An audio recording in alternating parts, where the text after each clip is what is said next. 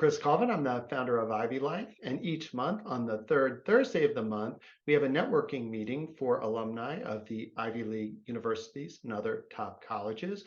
One of the things we do at these meetings is that IvyLife members share career deep dives where they talk about particularly interesting experiences that they've had, which they think would be of interest to the larger community. Enjoy our videos, and please also look into joining us at ivylife.org. Hi, Jack, I just wanted to welcome you to this IvyLife meeting. And if you could please tell us a little bit about the work you do and let us know more about your background and the kind of work you do now. Thanks, Chris. Well, first of all, the two of us go back a long way to before the formation of IvyLife. And I remember years ago, I can't remember how many, the two of us sitting, I think in the Harvard Club, got us hit someplace. And you came in with a coffee cup and it said IvyLife on it. And you said, what do you think? And I, having started my business career as a P&G marketer, I said, that's an awful name. Luckily, unfortunately, you ignored me. I think you said it sounded like a cult. Am I remembering correctly? Not a cult. So, I mean, this was back when I was your age, and your kids were barely crawling. I mean, it was a long time ago. It was, yeah. So I'm delighted to see how you've kept this thing going and flourishing over the years.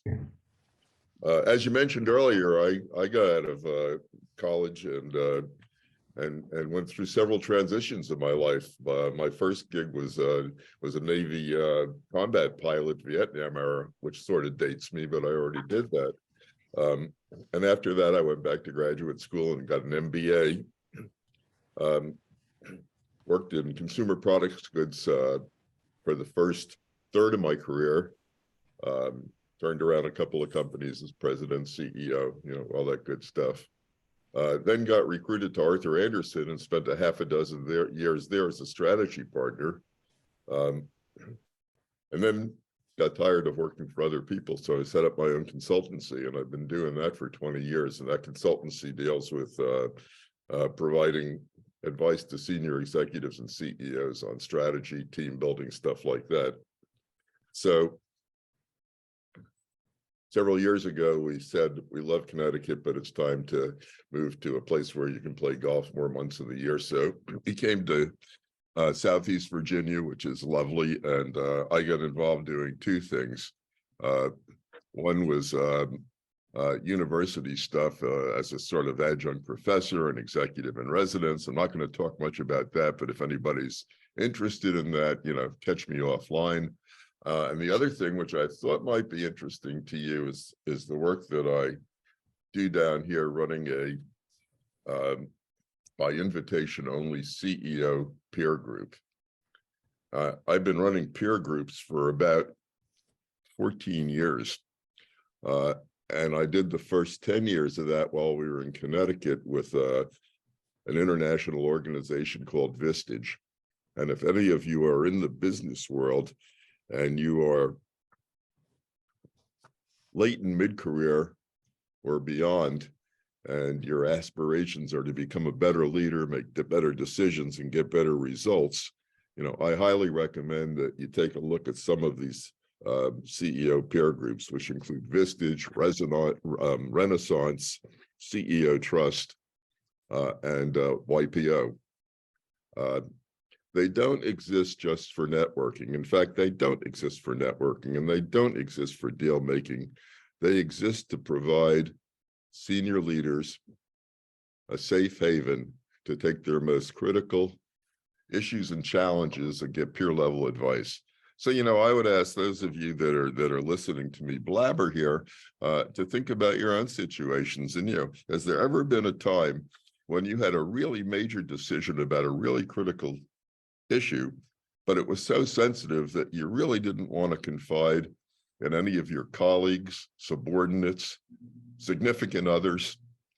You didn't know where to turn, but you wanted to get some advice. And you recognize that the higher you go in an organization, whether it's a law firm or professional services firm or a business organization or nonprofit, the higher you go, the lonelier it is. So people join these CEO peer groups because of the confidentiality, because of the fact that the people that are in the groups are all from non-competing businesses or agencies, so they don't have to fear talking about issues that would decrease their competitive advantage or give their competitors a leg up. People join to receive support and advice from people that are walking in the same kind of shoes they walk in every day. And to be coached and mentored empathetically. Part of my job as chairman of a CEO peer group is to be available to the members, and I've got 10 in this group down here, to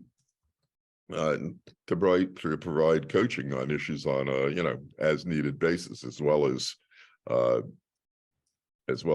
facilitating their once a month meetings, which are a half day long. And twice a year we go off on retreats and stuff like that. Peer groups provide a rigorous problem-solving environment where we teach techniques and provide tools for better decision-making. And the goal of most of these groups is to help people become better versions of themselves. So, why would, who would be attracted to a peer group and would have a chance of getting an invitation if they wanted to join one? Well, what most group chairs look for are folks that are going to fit with the culture of the existing group. And in most cases, that means being a lifelong learner, having a relatively high degree of empathy, having good listening skills, being empathetic, and being driven or passionate about what you do and looking forward to doing what you do better.